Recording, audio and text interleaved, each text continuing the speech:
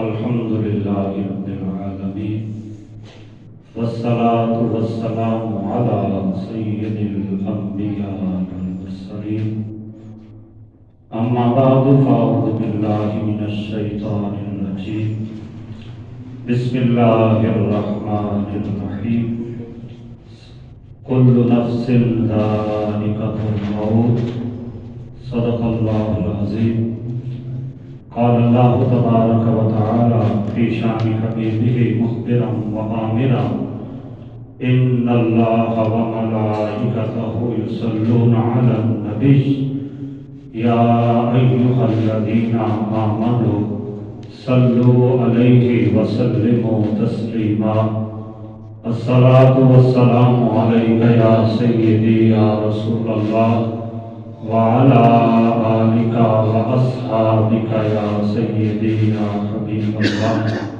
الصلاة والسلام عليك يا سيدي يا نبي الله وعلى آلك وأصحابك يا سيدي يا نور الله مولاي صل وسلم دائما أبدا على حبيبك خير الخلق كلهم والحبيب الذي ترجى شفاعته لكل حول من الأحوال مقتهب يا رب بالمصطفى بلغ مقاصدنا يا رب بالمصطفى بلغ مقاصدنا واغفر لنا ما مضى يا واسع الكرم مولاي صل وسلم دائما أبدا على حبیبک خیر الخلق کلہم حمد و صلوات کے بعد نہایت ہی واجب الاحترام قابل صد عزت و تکریم معزز و محترم سامعین و حاضرین السلام علیکم ورحمۃ اللہ وبرکاتہ۔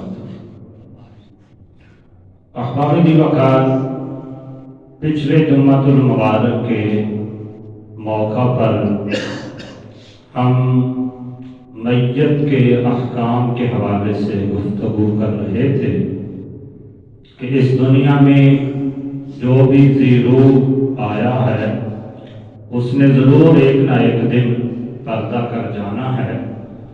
تو انسان کو چونکہ رب تعالیٰ نے اشرف المخلوقات بنایا ہے اور رب تعالیٰ نے اس کے لیے مرنے کے بعد بھی بڑے پروٹوکول کا اور عزت و تکریم کے ساتھ اسے سپرد خاک کرنے کا انتظام فرمایا ہے۔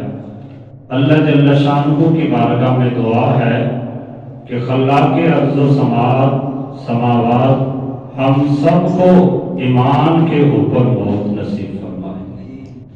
احباب کی وقار پچھلے جمعۃ المبارک کے موقع پر ہم نے کچھ باتیں کی تھی اس حوالے سے کہ جب کسی بندے کو موت کا وقت قریب ہو، عالم نزاع کی کیفیت اس کے اوپر طاری ہو، تو اس وقت اس کے قریب نیک صالح لوگوں کا ہونا، اس کے عزیز و اقارب کا ہونا اسے مستحب قرار دیا گیا کہ جو اس کو تسلی دے اور اس کے پاس اللہ کا ذکر کرے اور بالخصوص اسے کلمہ طیبہ کی تلقین کرے۔ پھر موت کے واقع ہونے کے بعد چند اہم چیزیں جو تھیں وہ بھی ہم نے پچھلے درس میں بیان کی۔ آج بالخصوص میت کو غسل دینے کے حوالے سے اور کفنانے کے حوالے سے ہم گفتگو کریں گے، اور اس کے بعد اگر وقت نے اجازت دی تو انشاءاللہ نماز جنازہ پہ بھی ہم گفتگو کریں گے۔ میت کو غسل دینا یہ ایک فرض کفایہ یا واجب کفایہ کے درجے میں ہے کہ اگر ایک بندے نے بھی دے دیا تو سب ہی بری ذمہ ہو جائیں گے، لیکن اگر کسی ایک نے بھی میت کو غسل نہ دیا تو جو بھی اس علاقے والے تھے یا جن کو اس کی موت کا علم ہوا وہ تمام کے تمام گناہگار ہوں گے۔ تو احباب کی وقار غسل کا طریقہ کیا ہے؟ بالکل آسان عام فہم سادہ انداز میں یہی ہے کہ سب سے پہلے میت کو کسی تخت کے اوپر لٹا دیا جائے اور اس کے اوپر بدن کے اوپر جو کپڑے ہیں اسے اطمینان کے ساتھ پیار کے ساتھ انہیں اتار لیا جائے۔ اکثر عام طور پہ رواج یہ ہے کہ جو بھی کپڑے پہنے ہوتے ہیں وہ سارے کاٹ دیے جاتے ہیں۔ ایسا نہیں ہونا چاہیے۔ جن کپڑوں کا اتارنا ممکن ہو، بدن اگر نرم ہے، آسانی کے ساتھ جو کپڑے میت کے بدن سے سلامت اتارے جا سکتے ہیں انہیں صحیح سلامت ہی اتار لینا چاہیے، اور وہ کپڑے کوئی خراب نہیں ہو جاتے، انہیں استعمال کیا جا سکتا ہے، اور بغیر کسی وجہ کے ایسے ہی کاٹ کے انہیں پھینک دیا تو یہ اسراف کے درجے میں آ جائے گا جو کہ گناہ ہے۔ تو حد المقدور کوشش کرنی چاہیے کہ میت کے بدن کے اوپر جو کپڑے ہیں انہیں صحیح سلامت اتار لیا جائے۔ اگر اتارنا ممکن نہ ہو تو پھر کاٹا جا سکتا ہے، پھر چاہے انہیں کاٹ کے اتار لیں۔ اتارنے کے بعد سب سے پہلی بات یہ ہے کہ میت کو وضو کروایا جائے۔ جیسے عام حالت میں بندہ وضو کے آزاد ہوتا ہے، ایسے ہی میت کے اعضاء کو دھو دیا جائے۔ اس کے دانت، انگلی کے اوپر کوئی کپڑا لپیٹ کر اسے تر کر کے اچھی طرح سے صاف کر دیے جائیں۔ ناک کے اندر روئی یا کپڑا گیلا کر کے وہ ذرا پھیر دیا جائے تاکہ وہ صاف ہو جائے۔ اس کے بعد چہرہ، بازو اور دونوں پاؤں جیسے وضو کے اندر دھوئے جاتے ہیں اسی انداز سے دھو دیے جائیں۔ وضو کروا لینا یہ ایک سنت عمل ہے۔ جیسے عام زندہ بندے کے لیے جب وہ غسل کرتا ہے تو غسل سے پہلے نماز کی طرح کا وضو کرنا یہ سنت ہے، ایسے ہی میت کو غسل دیتے وقت اس کے اعضائے وضو کو پہلے دھونا یہ سنت کے درجے میں ہے۔ اس کے بعد غسل دینے کے لیے حکم یہ ہے کہ میت کے پورے بدن کے اوپر اچھی طرح سے پانی بہا دیا جائے۔ اگر ایک مرتبہ بھی پانی بہا دیا تو وہ فرض ادا ہو جائے گا، لیکن 3 مرتبہ بہا دینا یہ سنت ہے اور افضل کے درجے میں ہے۔ اس کا طریقہ عام طور پہ فقہائے کرام نے یہ بیان کیا کہ میت کو پہلے بائیں کروٹ پہ لٹایا جائے تاکہ اس کا دایاں پہلو اوپر کی جانب ہو جائے، اور اسے اچھی طرح سے دھو دیا جائے پانی ڈال کے۔ حسب ضرورت صابن وغیرہ بھی استعمال کیا جا سکتا ہے۔ کوئی بھی ایسی چیز کہ جس کے ساتھ میل کو بہایا جا سکے، میل کو اتارا جا سکے، اس کو استعمال بندہ کر سکتا ہے۔ اچھی طرح سے پانی بہا دے تاکہ پورے بدن پہ پانی بہہ جائے۔ اس کے بعد پھر اسے میت کو اس کے دائیں پہلو پہ لٹائیں تاکہ اس کی بائیں جانب اوپر کی طرف ہو جائے، اور اب اس کی بائیں جانب پہ خوب اچھی طرح سے پانی بہا دیں کہ کوئی ایک بار برابر بھی جگہ خشک نہ رہے۔ جب آپ نے اتنا عمل کر لیا تو یہ غسل ادا ہو گیا، یعنی پہلے آپ نے اس کو وضو کروایا۔ وضو سے پہلے عام طور پہ استنجا بھی کروا لیا جاتا ہے، اور استنجا کروانے کے لیے کسی بھی شخص کے لیے کسی کی شرمگاہ کو بغیر کپڑے کے ہاتھ لگانا یہ جائز نہیں ہوتا۔ تو میت کو بھی اگر استنجا کروانا مقصود ہو، اس کے لیے ڈھیلے استعمال کرنے ہوں، تو چاہیے یہ کہ ہاتھ کے اوپر کوئی کپڑا لپیٹ کر یا کوئی تھیلی وغیرہ چڑھا کے اس کے ساتھ استنجا کیا جائے، چاہے ڈھیلوں کے ساتھ کر لیا جائے یا پانی استعمال کر لیا جائے، جس انداز سے بھی کیا جائے۔ جیسے زندہ بندے کے سطر والی جگہ کو دیکھنا اور بغیر کپڑے کے چھونا یہ جائز نہیں ہوتا، ایسے ہی میت کے لیے بھی بعین ہی یہی حکم ہے۔ میت کے بھی سطر والے اعضاء کو دیکھنا اور اس کو بغیر کپڑے کے، بغیر کسی پردے کے ہاتھ لگانا یہ شرعاً جائز نہیں ہوتا۔ اس لیے غسل دینے سے پہلے افضل یہ ہے کہ اس کی ناف سے لے کر گھٹنوں کے نیچے تک کوئی موٹا کپڑا ڈال لیا جائے، عام طور پہ ہمارے ہاں یہ ہوتا ہے کہ جو کفن کے لیے کپڑا خریدا جاتا ہے وہی سطر کے لیے بھی استعمال کیا جاتا ہے، اور وہ کپڑا اتنا باریک ہوتا ہے کہ جب اس کے اوپر پانی ڈلتا ہے تو اس کے نیچے سے بدن کی رنگت ظاہر ہوتی ہے۔ تو اتنا باریک کپڑا یہ سطر کے لیے کفایت نہیں کرے گا۔ کوئی موٹا کپڑا ہو یا باریک کپڑا ہے تو اس کی 2-3 تہیں کر لی جائیں تاکہ جب اس کے اوپر پانی ڈلے تو اس کے اندر سے بدن کی رنگت ظاہر نہ ہو۔ تو اس انداز سے سطر کو ڈھانپ کے وضو کروایا جائے، اس کے بعد پورا غسل کروا دیا جائے۔ غسل کروانے کے بعد میت کے جو سجدے والے اعضاء ہیں ان کے اوپر کوئی خوشبو وغیرہ لگا دی جائے، مثلا پیشانی ہے، دونوں ہاتھ ہیں، دونوں گھٹنے ہیں، اور کفن کے اوپر بھی خوشبو وغیرہ لگائی جا سکتی ہے۔ اس کا خاص فلسفہ یہی ہے کہ اگر خدا نخواستہ کوئی نجاست وغیرہ نکلے تو اس کی وجہ سے لوگوں کو تکلیف نہ ہو۔ تو جب ایک مرتبہ پورے بدن پہ پانی بہا لیا تو اس کے بعد فقہاء نے بیان کیا کہ میت کو تھوڑا سا سہارا دے کر اس کے سر کی جانب کو قدر بلند کیا جائے، یعنی جیسے کسی کو بٹھایا جاتا ہے ٹیک لگا کے، اس طرح سے بٹھا کر ہلکا ہلکا اس کے پیٹ کو مسلا جائے نیچے کی طرف کو، تاکہ اگر پیٹ کے اندر کوئی پیشاب یا اس طرح کی چیز رکی ہے تو وہ نکل جائے۔ یہ سارا کام غسل دینے کے بعد کرنا ہے۔ اب اگر پیٹ کو مسلنے کی وجہ سے کوئی نجاست وغیرہ نکل آئی تو اب دوبارہ پورا غسل دینے کی ضرورت نہیں ہے، بلکہ اس نجاست کو دھو دینا چاہیے۔ وہ دھل جائے گی تو باقی بدن پہلے ہی غسل شدہ ہے، سارے کا سارا بدن پہلے سے پاک ہے۔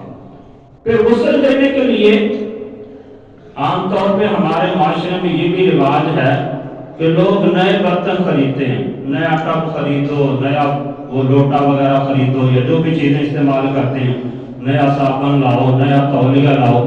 پھر کئی لوگ تو ان سے اتنی گھن کھاتے ہیں کہ انہیں اپنے گھر کے اندر رکھنے گوارا نہیں کرتے، باہر پھینک دیتے ہیں یا کسی کو دے دیتے ہیں۔ کئی لوگ مسجد کے اندر چھوڑ کے چلے جاتے ہیں۔ ایسا نہیں کرنا چاہیے۔ گھر کے اندر جو بھی پاک برتن ہیں، چاہے آپ انہیں خود اپنے گھر میں استعمال کرتے ہیں غسل وغیرہ کے لیے، وہی برتن میت کو غسل دینے کے لیے بھی استعمال کیے جا سکتے ہیں۔ ان کا پاک ہونا شرط ہے۔ اگر وہ ناپاک ہیں تو پھر تو پانی ڈالیں گے تو وہ ویسے ہی ناپاک ہو جائے گا پانی، اور اس سے تو آپ کے گھر کے لیے، آپ کی اپنی ذات کے لیے وضو کرنا اور غسل کرنا بھی درست نہیں ہوگا۔ تو کوئی بھی برتن گھر کے لیے جا سکتے ہیں جو پہلے غسل خانے میں استعمال ہو رہے ہیں، انہیں ہی دھو کے استعمال کر لیا جائے، تو اس میں کسی قسم کا کوئی حرج نہیں ہے۔ نئے برتن خریدنا یہ کوئی لازم نہیں، اور جو برتن آپ نے استعمال کیے ہیں چاہے وہ نئے ہیں یا پرانے ہیں، انہیں ضائع کر دینا یہ فضول خرچی ہے، اور فضول خرچی بھی کبیرہ گناہ ہے۔ اس لیے یا تو انہیں بندہ خود اپنے گھر کے اندر استعمال کر لے، اگر گھر میں استعمال نہیں کرنا چاہتا یا ویسے وہ میت کے ایصال ثواب کے لیے صدقہ کرنا چاہتا ہے تو کسی ضرورت مند کو دے دے، کسی غریب کو دے دے، وہ اپنے گھر کے اندر استعمال کرے گا، اس کا ثواب میت کو پہنچتا رہے گا۔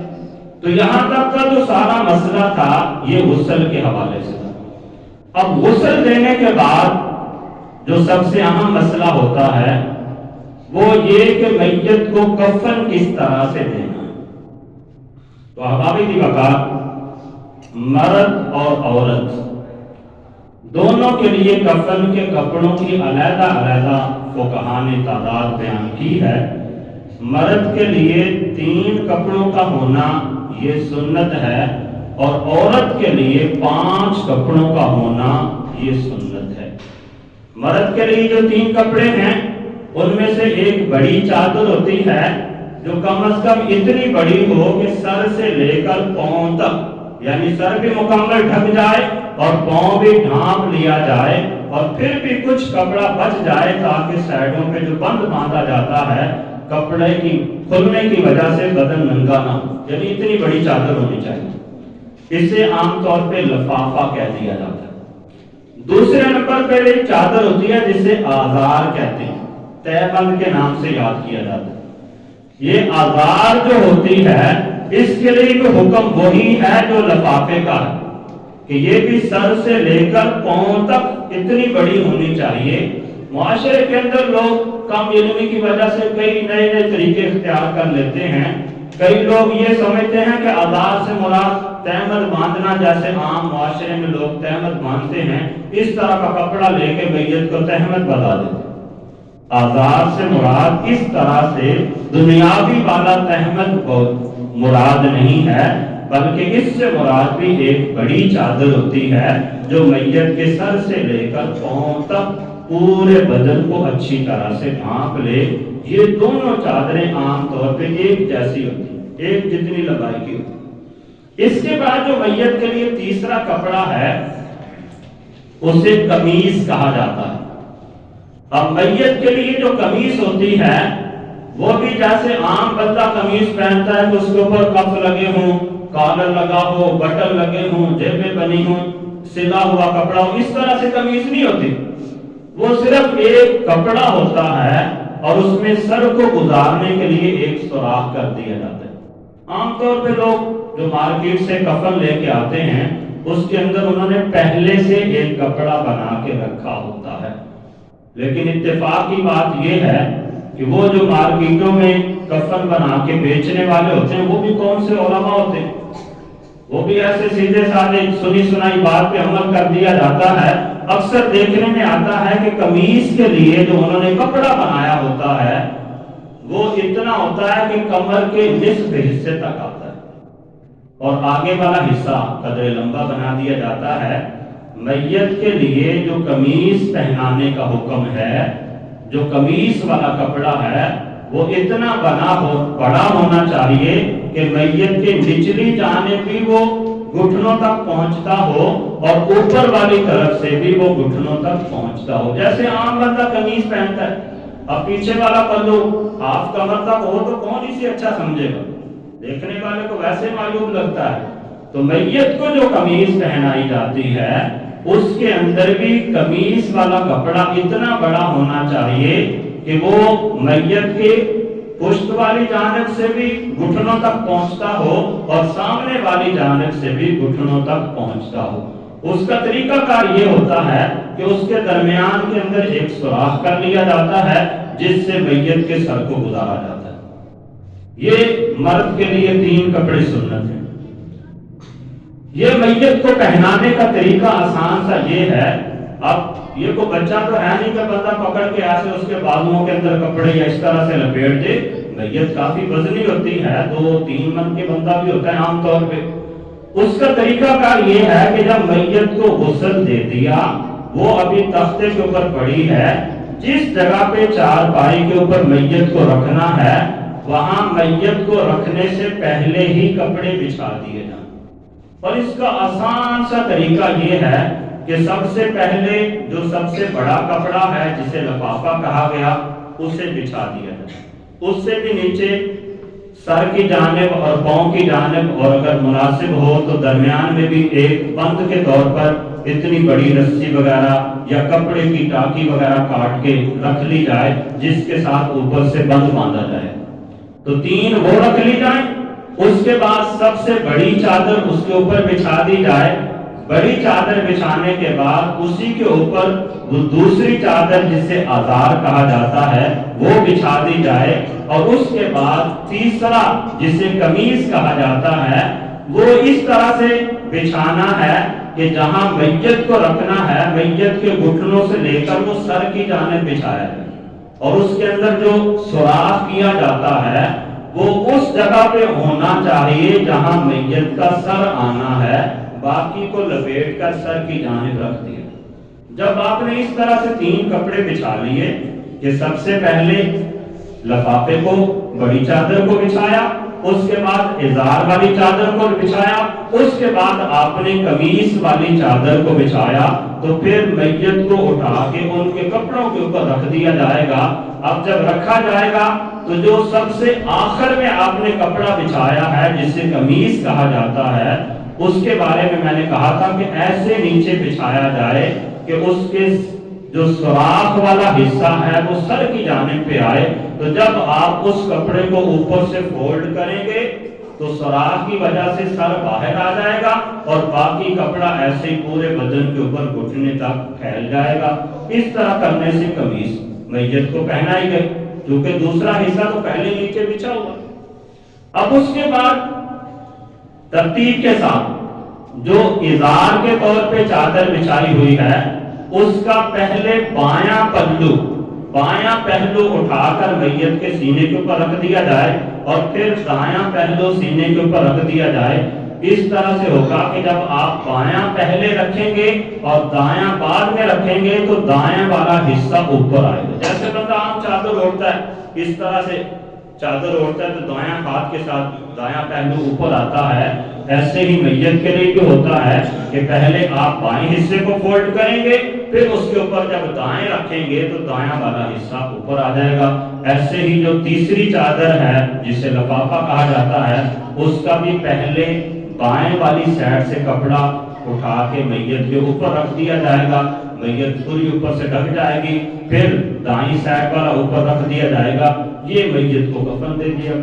उसके बाद जो नीचे बंद के लिए आपने रस्सियां बिछाई हैं उनको बांध दें। अगर कफन बड़ा है, मैयत का जिस्म छोटा है, पता है रस्सियां वो ना भी बांधी जाएं तो बदन खुलेगा नहीं, तो वो लाजमी भी नहीं है, जरूरी भी नहीं है। वो तो सिर्फ इस वजह से बांधी जाती हैं कि अगर हवा वगैरह लगे तो उसकी वजह से कपड़ा उड़े ना और बदन जाहिर ना हो।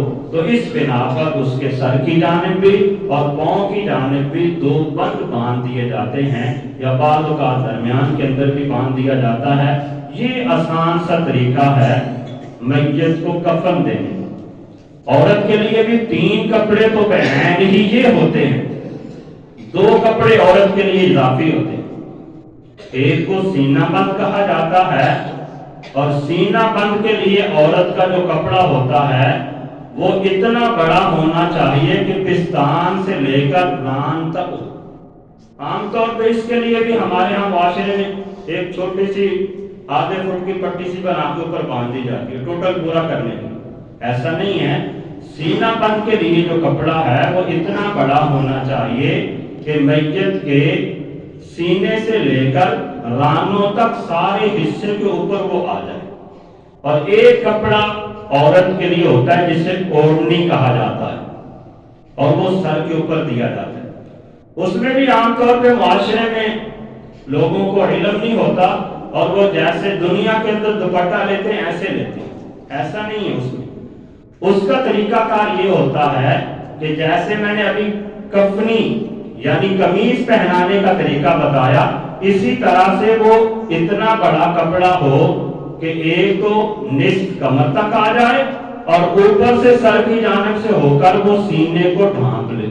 और उसकी चौड़ाई को कहां ने बताई है, एक कान की लौ से दूसरे कान की लौ तक होनी चाहिए। इसकी मैं आपको एक मिसाल दे देता हूं। जैसे कुछ खवातीन बुर्का पहनती हैं तो उन्होंने एक पल्लू ऐसे ऊपर उठाया होता है और बाद फिर उसको ऐसे आगे को लटका लेती। तो ये जो ओढ़नी होती है मैयत के लिए, ये बिल्कुल इसी शक्ल की होती है कि वो तकरीबन इतना सा चौड़ा कपड़ा होता है, उसे नीचे बिछा दिया जाता है मैयत की निस्फ कमर तक। और जब मैयत को ऊपर रखा जाता है तो सबसे पहले कमीज पहनाने के बाद हुक्म ये है कि औरत के बालों को दोनों तरफ से अलग-अलग करके सीने के ऊपर डाल दिया जाए और उसके ऊपर फिर वो जो ओढ़नी है उसको रखा जाए। औरत के लिए कपड़े बिछाने की तरतीब ये है कि औरत के लिए जब आपने चारपाई के ऊपर कपड़े बिछाने हैं तो सबसे पहले सीना बंद को बिछाना है, यानी वो नीचे पट्टियां बांधने के लिए रखने के बाद सबसे पहले सीना बंद को बिछाना है, उसके बाद लफाफा, उसके बाद इजार और उसके बाद ओढ़नी यानी जो दुपट्टे के लिए तैयार किया गया है, और उसके बाद सबसे आखिर में कफनी भी कहते हैं उसे और कमीज भी कहते हैं, वो कपड़ा रखना होता है।